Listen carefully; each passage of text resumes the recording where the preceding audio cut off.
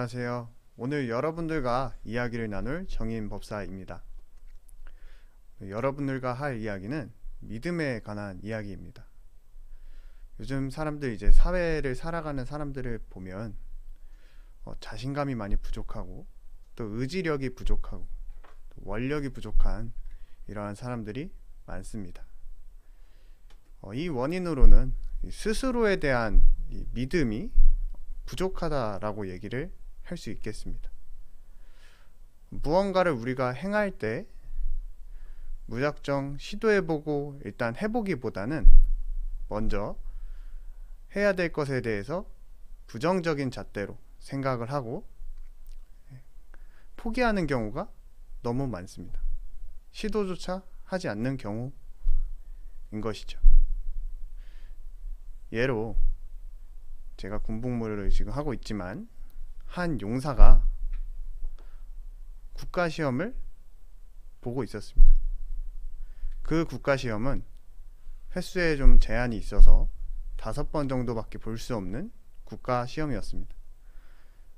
그 친구는 이미 3번이나 그 시험을 치고 실패를 경험해서 3번 정도 시험에서 떨어진 후에 군에 입대를 해가지고 앞으로 2번의 시험을 더 볼 수 있는 기회가 있는 친구였다고 합니다. 그 친구 같은 경우엔 이 군 복무 중에 2번 중에 1번을 시험을 보고 또 이 전역 후에 한 번 더 시험을 봐야 되는 경우였습니다. 근데 이미 3번씩이나 떨어졌으니 그 친구 마음이 내가 과연 이 군 복무를 하면서 남들보다 많은 시간 공부를 하지 못할 것인데 과연 이 시험에 내가 붙을 수 있을 것인가 라는 불안감과 엄청난 공포감에 이렇게 좀 휩싸여서 많이 기분이 다운되고 조금 우울한 상태였습니다. 제가 이제 가서 그 친구에게 어차피 봐야 될 시험이고 또 너는 스스로 군 복무를 하면서 충분히 네가 할 만큼 공부를 다 하고 있다 라고 용기를 줄 수 있는 말들을 주었습니다. 무슨 말이냐고 하면 그 친구가 스스로 이 시험을 봐야 되는데 분명히 열심히 하고 있는 친구입니다. 누가 봐도 누구보다 열심히 하고 있는 친구지만 스스로 3번 정도 떨어졌기 때문에 또 다음에도 떨어지지 않을까 하는 스스로를 믿지 못하고 의심하고 있는 거죠. 자신은 분명히 열심히 최대한의 노력을 다 하고 있는데도 불구하고 믿지 못하고 있는 겁니다.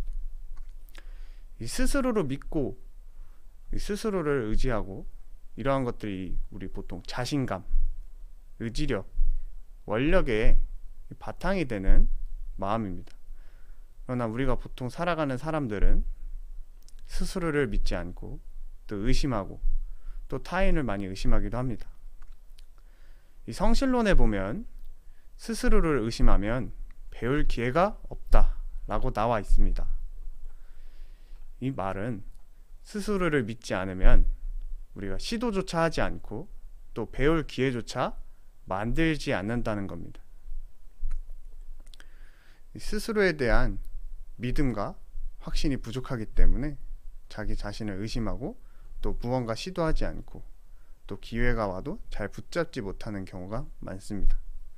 불교에서는 이러한 믿는 마음을 간단하게 신심이라고 이야기를 하는데 화엄경 현수보살품에 보면 신이 도원 공덕모라는 말이 있습니다. 믿음은 도의 근본이며 공덕의 어머니이다. 이 말은 믿음은 깨달음에 이르는 근본이고 모든 공덕을 만들어내는 어머니와 같은 존재다 라는 말입니다. 그러면 여기서 말하는 이 신신과 화엄경 신의도원 공덕모에서 말하는 이 믿음이란 것은 어떠한 것을 믿는 것이고 또 어떤 것을 믿어야 하는가 라는 의문이 생기기 마련입니다.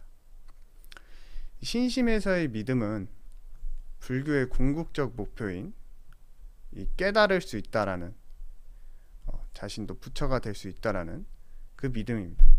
부처님의 가르침을 따르고 실천하고 수행해서 분명히 나는 부처가 될 수 있다라는 그러한 믿음을 신심이라고 간단하게 이야기를 합니다.